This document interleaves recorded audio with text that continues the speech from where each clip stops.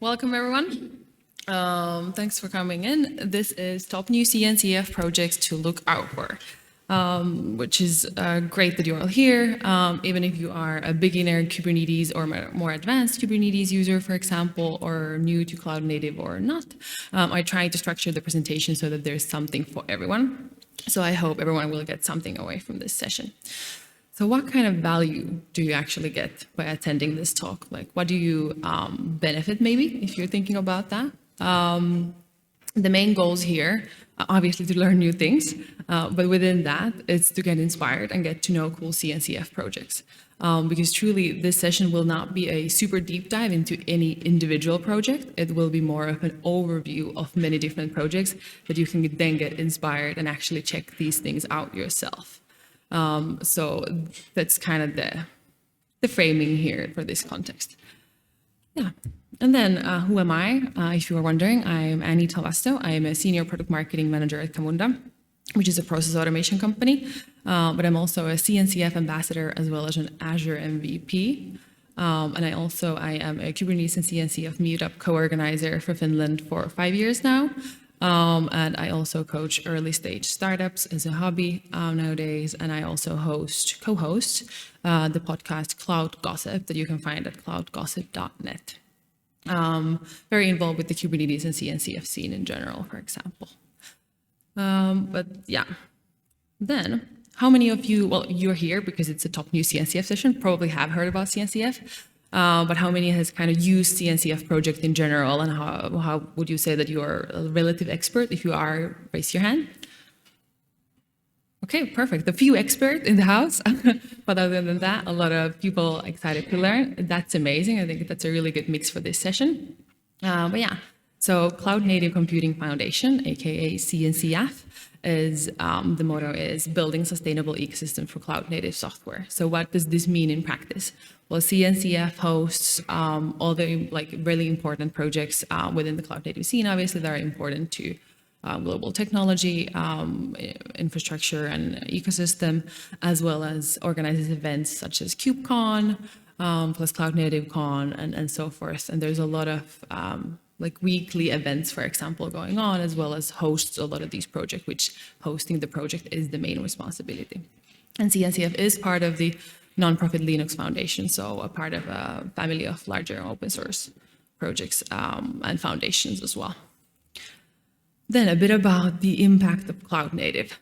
Truly, cloud native nowadays is, I don't think anyone in the tech scene kind of doesn't, at least in some level, know that it has had a huge impact, and it is continuing to have a huge impact in the world of tech. And truly, this is the latest stats or kind of declarations from the CNCF 2021 survey, which is the latest. So it's an annual survey that CNCF does that looks into, okay, how is Kubernetes, how is cloud native technologies being used in the world at this moment?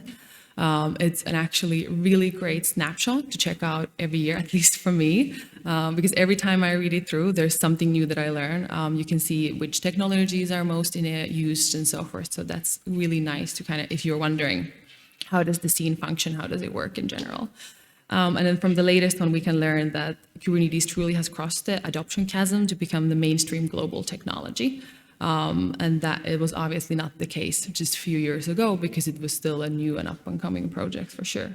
And 96% of the respondents of the survey, and granted, obviously, this is an audience that responds to CNCF surveys, so it's probably a bit skewed towards CNCF already interested audiences, but it has been steadily rising. So from the beginning of the survey, the number was much, much lower. So that's why it kind of indicates as well that it is truly going up and so forth.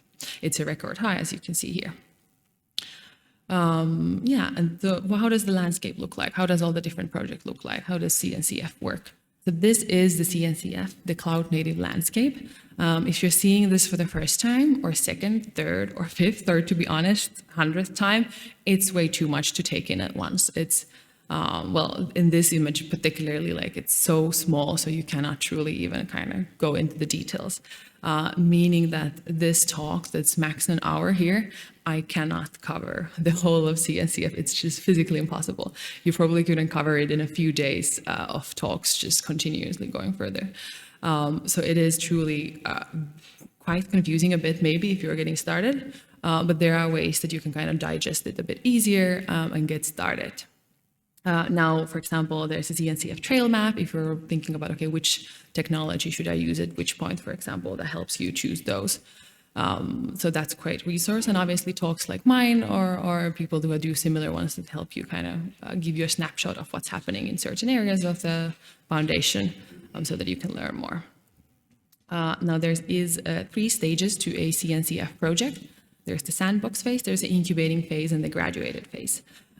Projects can enter at levels as well, but the traditional path essentially is that you enter at sandbox level when you are just starting off.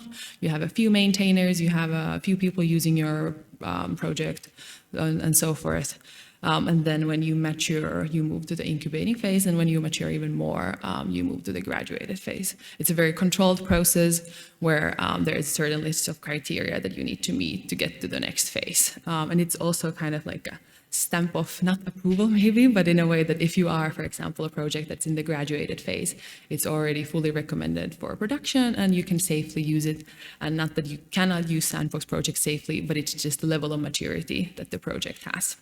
And as a kind of example, there is about 16 projects that are graduated at this moment. And when I started speaking about CNCF and Kubernetes topics a few years ago, there was 1 or 2 projects at that time. So it really is kind of constantly more projects are maturing and they're getting added and recommended for production fully. And at the incubating phase, there's 34 projects right now, and at the sandbox phase, there's 68. So it means that kind of it takes a while for the project to mature, multiple years to move to the next one. Another view into this is this handy graph, essentially. So if you're at the sandbox phase, you're there with the innovators and the techies are utilizing it. And then when you move to the incubating phase, you go to the early adopters, the visionaries, and then if you pass the chasm, you go to the conservatives and the late majority, early majority, who are then utilizing the product there as well. So everyone can enjoy it at every level, but then obviously it has some implications into if you're using it. And then a bit about the expectation management here. So I am not a fortune teller, even though the session is called Top New CNCF Projects to Look Out For. Can I truly say what is top or not? No one can truly say that. I would have to know the future as it is exactly to be able to say that. So I am not a fortune teller, but these are projects that I'm excited about. These are projects that the people around me are excited about. So it should be an indication, particularly in the case of very purely open source technologies, on how excited the communities around them on how likely they are to succeed as well. But there is also so many great projects outside of the ones that I have in this session. So always, as you saw in the previous slide when I talked about that there's over 100 projects in CNCF, so there's a lot to discover on your own as well. And as an expectation management, I mentioned in the beginning already, but usually CNCF intro to project talks are around 30 to 45 minutes in length if you have like one project that's doing an intro to it. And this is it's not shorter than 45 minutes, but we have multiple projects within this session. So that's why it's also, I'm not going to be doing a deep dive into any of these particular.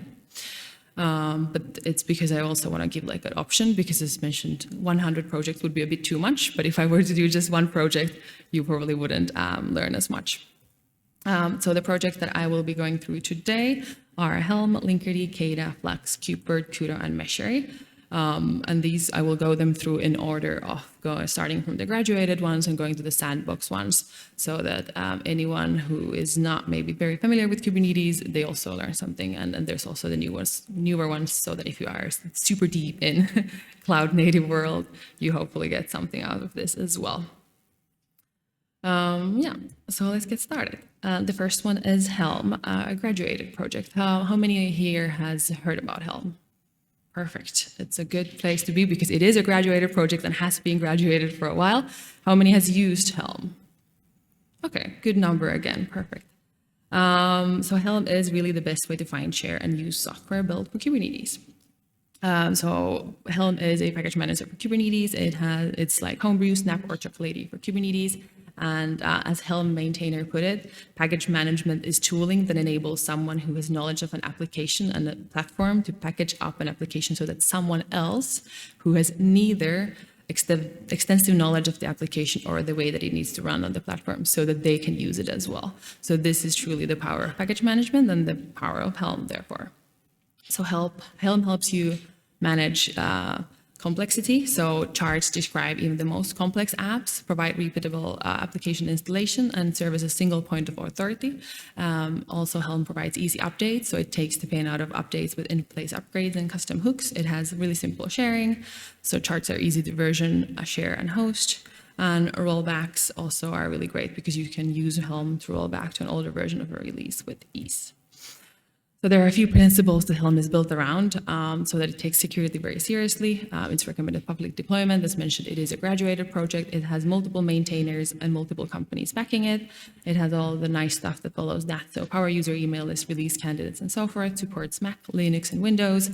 And it has been a household name for a while already, as you can see from the download amount.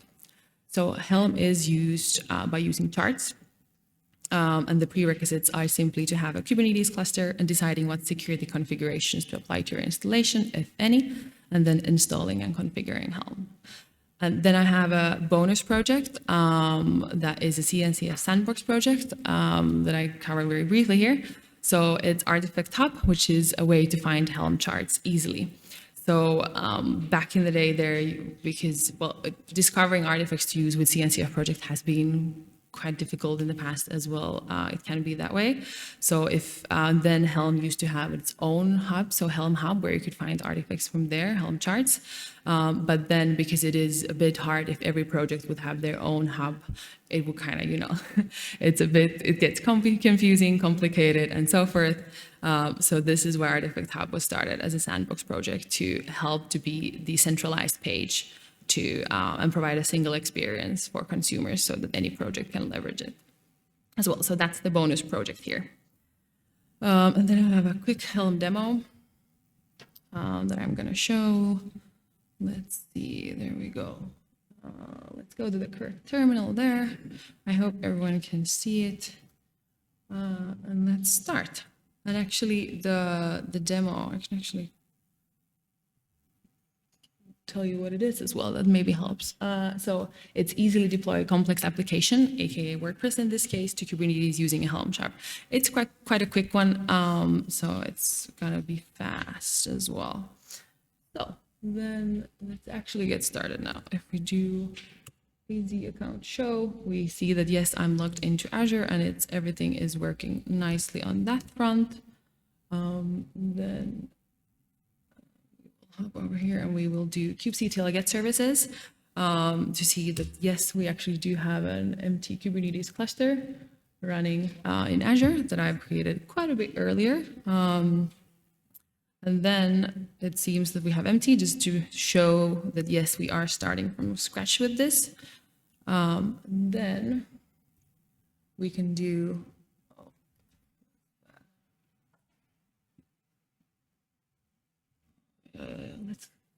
there is my notes, as you can see, because I am a very bad with typing. So let's actually delete. There we go. There we go. Let's now be more careful. I do have the notes because I do make so many typos, but apparently I make typos even if I try to protect myself from typos. So we do kubectl get services, all namespaces, and you saw, it was a bit of a spoiler. So it is not a truly empty cluster because I do have a Linkerd demo as well. So that is in the Linkerd namespace there, but that doesn't affect the Helm demo. So we can actually just move on from here. Then let's do Helm list, successfully now copy pasting correctly. And we can see that there is no Helm releases either. And then we can do Helm repo add bitnami, but for me, I've done this before, so it does not do it again, but if you were doing it for the first time, it would now do here. I think I need to do. So then, because that's a bit annoying. That will definitely not be good for my typing. Then let's do Helm search repo WordPress. So that there's a WordPress, to see that there is a WordPress chart available that we can use. And it used to be, in the older version, it used to be Helm search WordPress, but now it has been changed. And then we're going to do Helm install bitnami WordPress generate name, so that we can actually get started with the demo part. This more or less was just to show you that, yes, there's nothing running in there. It's all empty. It's going to take a while. I did do like a dry run this morning, and it was surprisingly long this time. So perfect, there we go. And now we have our WordPress essentially running. It's going to take a while for it to properly get started, but do not worry, we have other things that we can do. But just to validate that everything did go smoothly, we can actually do kubectl get services again. And then we can see that, yes, we have an external IP available that we can use to access our WordPress site, because that's the end goal here. If we're trying to build a blog, we're trying to build a website, WordPress, or anything, we do want to see it working as well. So we're going to copy paste this. Let's hop here. It should not have sprung up yet, but we can put it there to wait. And while we wait for that to kick off, we actually do want to access our site as an admin as well. So then we can do this quite easily in Helm, because we have here the echo password. That with this we can simply, because everything is saved as a Kubernetes secret, we can then just hop over this, put it in, and then we see the password there. And then let's copy paste that to safety as well, as long as my fingers actually work today. And let's see if it's sprung up yet. Not quite, but it should be soon. Yeah, but now we have the password. We know the admin credentials from there as well. As you can see, the username is there. So it's all looking fine. And now as soon as it springs up, we can actually go and use the admin credentials to get in. So this is very quick, very kind of fast.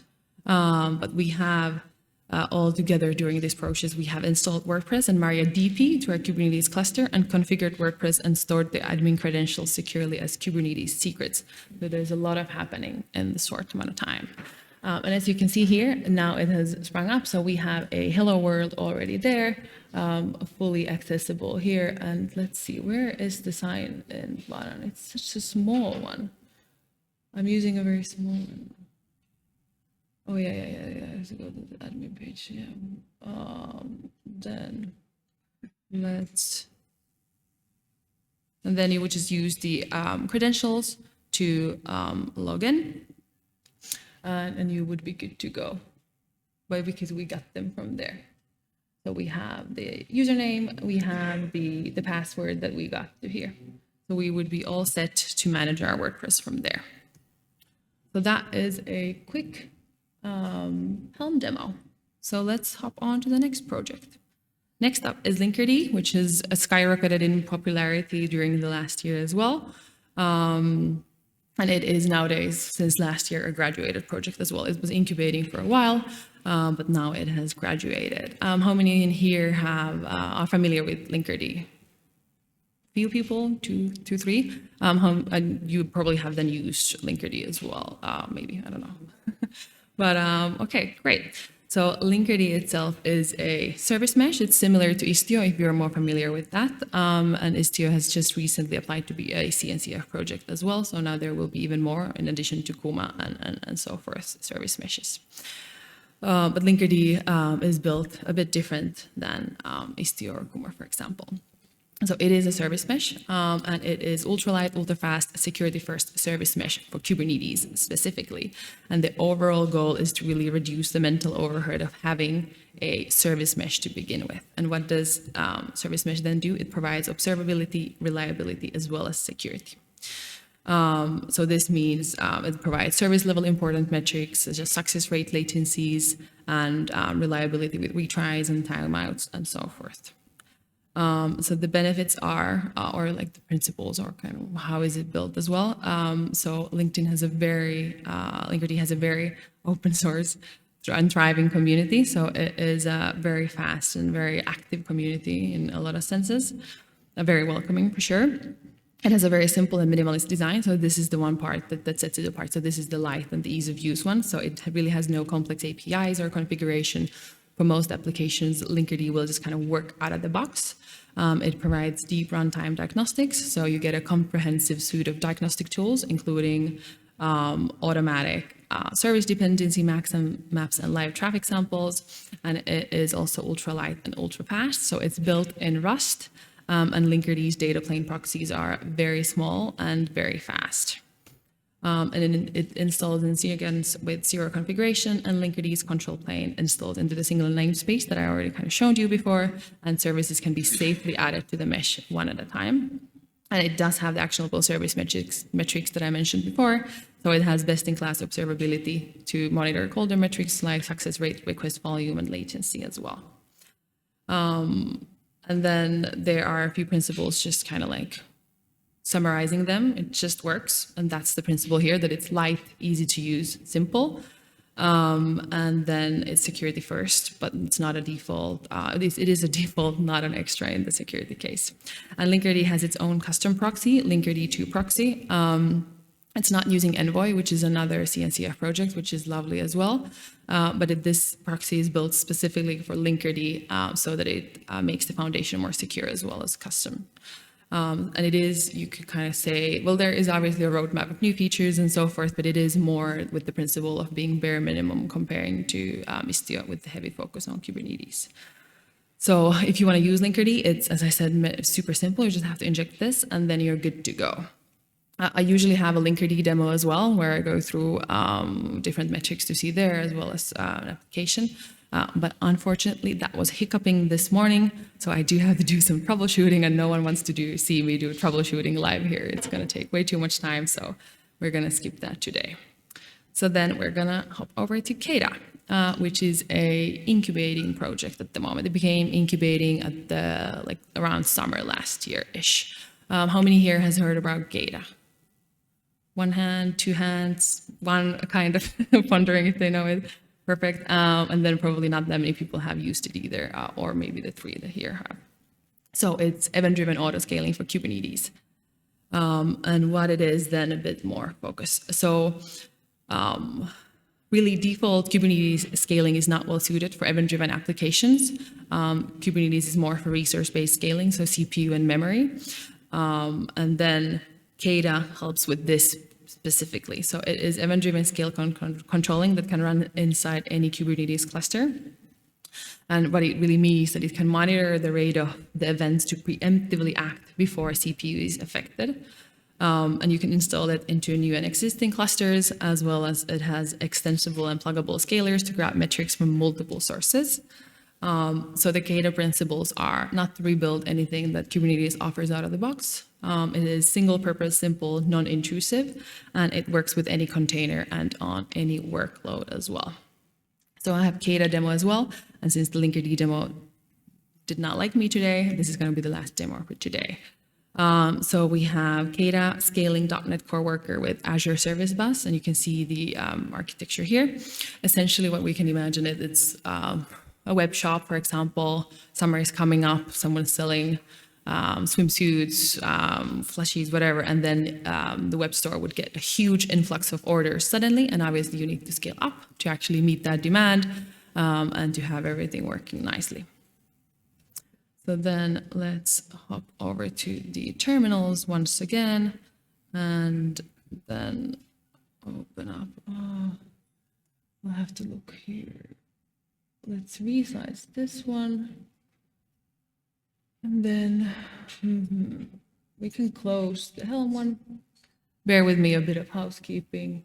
And then we'll just make sure that we are in the correct environment across the board, because I don't want to, these are in different environments, so it definitely will not work if I would try to do it in the same one as the Helm one. So this demo is As you can see from the name, I used it in KubeCon, North America last time as well. So let's get started. So we have a web shop. It's very, we expect it to be busy. We're preparing for that. Let's make this a little bit smaller. So in here, we want to actually see the orders coming in. So we're gonna open up that one. Then we get an external IP. If my very badly coordinating fingers can manage it. And then let's open up here. Let's see if we can see this is a bit small. Let's make, that's a bit too small. No one could be able to see that. Then let's resize it a bit to actually see it. There we go. There we go. Some of these, you probably can't see this because I can't really see it either. But at the same time, the only thing you need to know that this is order queue length and this is order queue amount. So you will see the orders coming in and spiking. And then when Keda handles them, it will essentially, spoiler, go down. But so you will see, that's the most important thing to see. So if you don't see the text, that's totally fine. No need to worry about that. Now to get visibility into what's actually happening when we're going to be doing this, let's hop over this one to here, to the beige one. There we go. Let's rise it up a bit. So in here, we will see how many order processors we have in use at the moment, how many are ready, how many is up to date, and how many is available. So that's very useful info for us because we want to see how things work. Then to provide us even more visibility into how things are running, we're going to do kubectl get pod to here. And this one is a bit badly visible as well. The screen is a bit small for this, but they're the most important one that we can see the status. So we can see that there is one ready and it is running. So when we actually scale it up, we can see that there's going to be actually creating happening there. And now we get to the fun part, which is the demo part where we get to it. So we put .NET Run here, and then it's going to ask us on, let's queue some orders. How many do you want? And let's say 100 orders in. And then we order, there's a hat for Lilia, taking a bit time to actually get the next order perfect. We have a lot of orders coming in, sausage, car, ball, bacon, towel, shirt, all quintessential summer items, as you can see. And now we can see the order queue length going up. And now these have sprung up to action. So we have still 101 ready, but in here we are actually pending. And then we're going to start creating container creating there. And it's all going to sprung there because we can see that this has gone up and up. So we need to meet demand. Going up, it's just, adding more and more here. There's already 4 out of 4 ready here. There's going to be likely even more added. And the more orders you queue, the more there would be available. And as we can see, it still hasn't reached the 100 peak, which is around here. And now it has started to going down. And then we are in here. We are just simply running, and we have 8 out of 8 in use. So we are looking good, and now we need it a bit more. So we have 10 out of 10 in use, and then we are simply just moving to running. So this is exactly what we wanted to happen. It's scaled up. And then obviously the even kind of extra nice magic happens in a while when it's actually going to start scaling all of the processors down. And that's obviously very important part of it as well. It's going to take a few minutes to start scaling down. If I happen to remember to open up these up when that's happening, we can see it happening, but I can also show you after it happened, because essentially it's just the opposite of that. So it's just going to, start scaling them down and then terminating them and moving them away. And then we're going to end up in the exact same situation where we started. So we would just have 101 ready, and that's it. So it's incredibly important, but not as, exciting as a lot of this action that happens in a quick time space there. Yeah, and obviously the scaling down is incredibly important. For example, if you want to manage your costs, because it will save you money because you're not running anything that you don't need, as well as then it also has ecological impact. So if you want to be green, for example, then you're also not wasting natural resources either. So there's only really wins here for sure. Yeah, so that was the Keda demo. Let me get to here. Perfect. So then hopping over to the next project, which is Flux. So how many has heard of Flux here? Perfect, few hands, 3 hands, different people than Keda, so that's nice to see as well, so everyone knows different projects. So Flux is in the GitOps space. So if you're wondering what is GitOps, so it is truly a nice way to do things because all of these commands, kubectl apply, kubectl set image, Helm upgrade, kubectl upgrade, and so forth, can be all replaced with just one, which is git push. So GitOps and Flux really replaces all of these multiple CLI tools with just one CLI tool, which is the most widely known one, Git. And instead of changing the state of your cluster with multiple things, you can just use one command to modify something, push it into your Git repository, and therefore it will just end up in the cluster as well. So this can be anything from namespace and so many things other. And even Flux is an incubating project, so it is not at the graduated level yet, but it is actually quite recommended already for use. So CNCF also has this technology radar that they do on a periodic on different topics, and in there they recommend different projects on open source projects, for example, within that sphere to use already because they are such a powerhouse and provide a lot of benefits. And Flux is the recommended for their category as well. And it has a lot of end users, even though it is in the incubating phase still. Yeah, let me grab some water. So it's another reason why it's really great to use GitOps and Flux. If you use Git, you have a really nice history of what has happened to your cluster as well. And it really provides one model for making infrastructure, apps, and Kubernetes add-on changes, and you have a consistent end-to-end workflow across your entire organization. So really, in a nutshell, if you have you will have an easy snapshot of your cluster that you can restore to if anything happens. So if you lose a cluster, you just plug in your new cluster to your Flux and you can restore everything. So it will obviously not restore stateful sets or no databases or anything, but everything that was in the Kubernetes memory, it will essentially restore. To simplify things, it's essentially kind of like a desired state saved in Git, and it's not the actual thing, but it's the desired state, so kind of like a save point that you can go back to.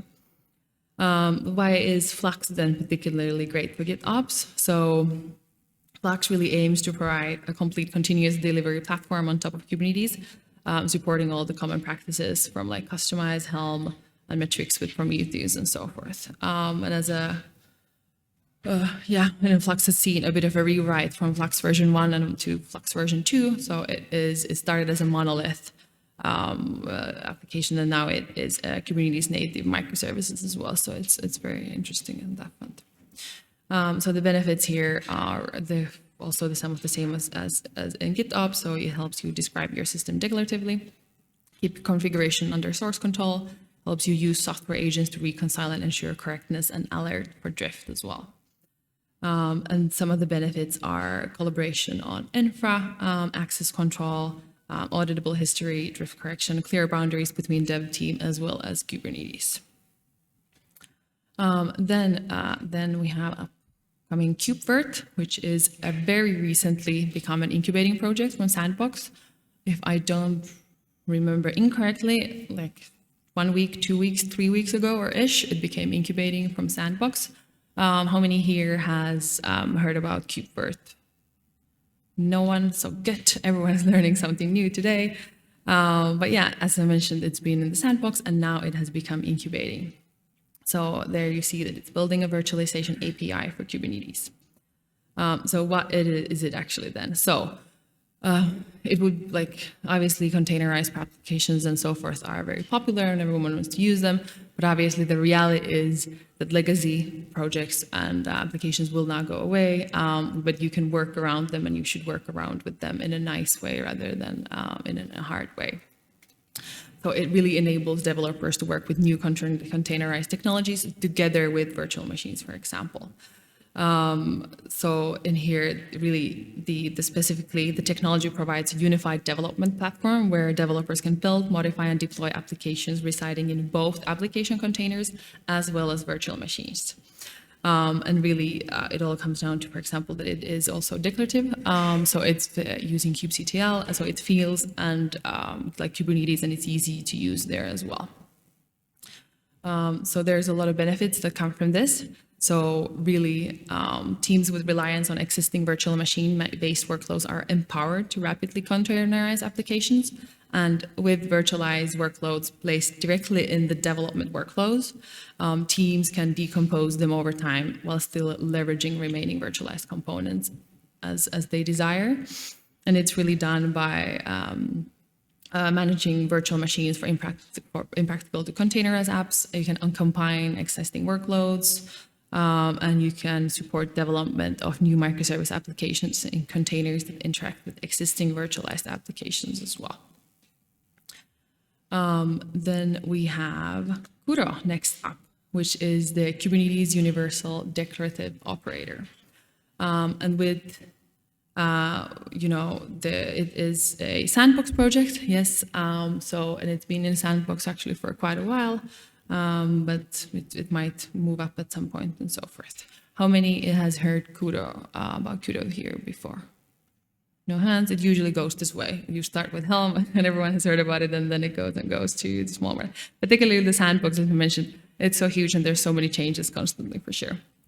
So Kudo really goes into the notion of, okay, there is stateless and stateful apps, and Kubernetes doesn't necessarily play that well together with stateful apps because they need logic, they need specific knowledge to run a certain application.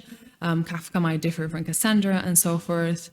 And Kubernetes has been very focused on stateless, and stateful apps, as mentioned before, do not really like it and play well together with it. Kubernetes has created stateful sets as a solution, but it doesn't kind of solve the fundamental issue here. So then there is a new solution as well, not maybe new, but another solution, operators. So operator manages and monitors the lifecycle, but it requires a lot of custom knowledge to actually build an operator. So you need to really do a lot of work. Each operator is unique and purpose-built for each application, so it is some substantial engineer resource needed. Often operator framework or kube builder is used to do that. But as it requires so much power and kind of time and effort, there is Kudo, which is the Kubernetes Universal Declarative Operator, which helps with this. So rather than using a custom operator, Kudo provides a universal operator with the concept of the plans built in already. So with this, what does this then mean? It means that Kudo can create operators without needing deep knowledge of a Kubernetes or coding by defining life cycles changes, and it just uses Kubernetes APIs, so it's a lot easier to learn and get started.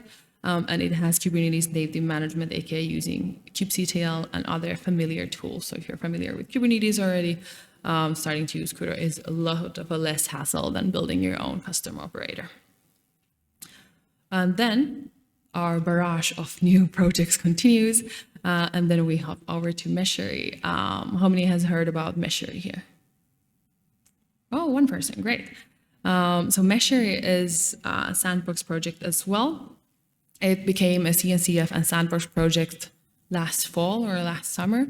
Time is a hazy concept, I think, nowadays, but about that amount of time ago. And it is service mesh management plane. So if you I introduced Linkerd before, which is a service mesh. And then if you end up in a situation where you need multiple service meshes running, so if you want to use Istio, Linkerd, Kuma, or so forth, and the reasons might vary from legacy reasons, personal preference of different team members, and so forth. And if you just end up in that situation, which is not optimal, and if you have Linkerd and Istio, for example, in the same cluster, things might get a bit messy and difficult. So this is where Meshery comes in. So it provides a service mesh is control plane and data plane, and then Meshery adds a management plane where you can then easily manage all of your service meshes nicely. And it's also a very, very community-focused project, even though it is a sandbox project that started quite recently. It is already quite popular. It's the most popular project in the Linux Foundation mentorship program. It has 15 maintainers and over 300 contributors. So it's kind of making quite a name for itself at the moment as well. So it is management plane that provides federation, integrates with backend systems, may help perform chaos engineering and deeper insight into the performance, and really quite a lot of things that it do. It enables operators, developers, and service owners to realize what service meshes can actually do and enhance the in-network intelligence as well. So Meshery supports over 10 different service meshes, and it provides multi-mesh management, so everything from lifecycle workload, performance, configuration, patterns and practices, and chaos and filters. And Meshery is not at full architecture completely, so it is still kind of expanding as we go. I still have a few learn more and resources to give you, but just to kind of wrap up what we have gone through today, because I know that this kind of like a long list of projects that sometimes people just go like, oh, so many new ones. But yeah, so we went through a CNCF overview. We learned about the CNCF survey. We learned about different how CNCF works. I recommend checking the trail map if the whole now native landscape is confusing, because it is confusing. And then we went through Helm, Linkerd, Kudo, Flux, Keda, and Meshery, as well as KubeVirt. And then we also had the bonus project of Artifact Hub there in the mix. And then, as I learn more resources, the CNCF survey that I mentioned before, really nice if you are looking into like, okay, how does the Kubernetes cloud native world work? Really great for that. I recommend all the project sites. They're quite easy to Google. You can just, put in Keda and so forth. And then I always recommend supporting your favorite project in GitHub or the maintainers there as well, because these are all open source projects that people are using in their free time, limited free time usually, to support and build. And CNCF has a lot of great case studies as well. There is really good ones like this one that I hear, the Babylon and Elkchop ones that incorporate a few of the projects that I was talking with. So if you're looking more from the business side, how do these actually work in production, or like the benefits from there, you can check out that. And the CNCF end user technology radar is really nice as well. I mentioned it in the Flux portion of the talk. It has a lot of good recommendation and more deeper information into, okay, like what to use in different areas and in which context. And there is usually the Technical Oversight Committee chair does a session at all KubeCons called Predictions from the Technical Oversight Committee. So if you are interested in the future, the fortune-telling aspect of this all, that is a great session to check out as well if you want to kind of see like, okay, what are the Technical Oversight Committee's predictions on what will happen in the future in the cloud native and CNCF space. If you are new to Kubernetes, CNCF world, Tech World with Nana is a great YouTube channel as well, with a lot of great like zero to hero content, really good tutorials on that front. And one of the places where I always hang out, which is CNCF YouTube, has a lot of great talks, sessions. For example, all of the KubeCon sessions from multiple years back are all available in that YouTube channel. So it is a really great resource. Likely you will find, for example, all of the projects that I went through today, there will be the 30 to 45-minute talk actually on that project alone from the maintainers quite often. So that is definitely worth checking out. Yeah, and then there's also, in YouTube also has, for example, Cloud Native Live, a weekly stream that I host as well occasionally, where, for example, Linkerd might do a session on what's new with them or what's coming up from them, and more either 101s or more deep dives as well. So there's a lot of content in that front as well.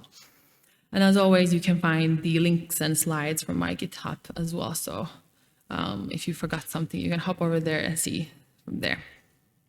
And the final recommendations that I have as a kind of next learn more resource. So there is, I have the podcast that I mentioned at the beginning, Cloud Gossip. So we did an episode with Tom Kirkhoff who is the maintainer of Keda, one of the maintainers. There's around 4 or 3.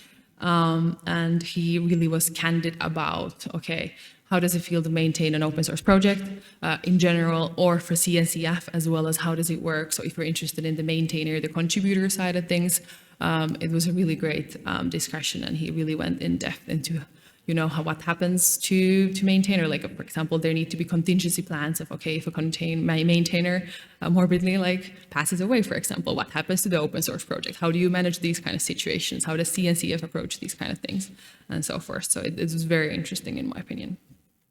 And I truly hope that everyone takes something away from here.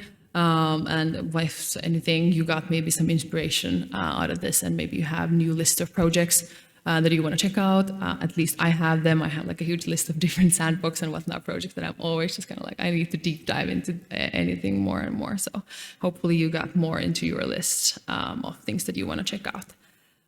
But yeah, thank you so much for coming in, and thank you.